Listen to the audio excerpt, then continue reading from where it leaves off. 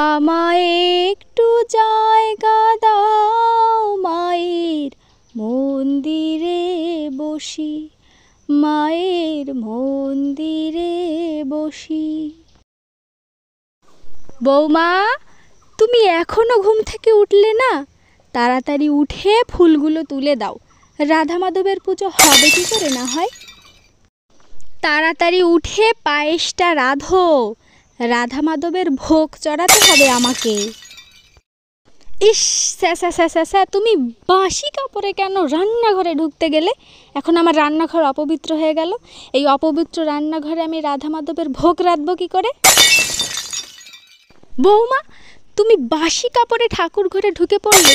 হে ভগবান, এ কি অনাসৃষ্টি! বাবু, ওই ফুলগুলো বৌমার হাতে দিস নে, ও এখনো বাসি কাপড় ছাড়েনি। কি অমঙ্গল যে শুরু হবে! হে ভগবান, হে ভগবান! এ কি বৌমা, এখানে 28টা বেলপাতা কই? এ তুমি কি বেলপাতা এনেছো? এই যে বেলপাতা মা, এই যে একটা একটা করে 28টা বেলপাতাই আমি এনে রেখেছি।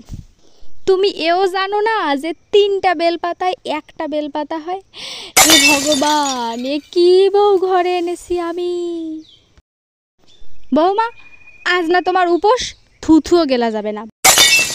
পুজো আশ্রার দিনে এমন চুল খুলে ঘুরতে হয় না, অমঙ্গল হয়, কিছুই তো জানো না।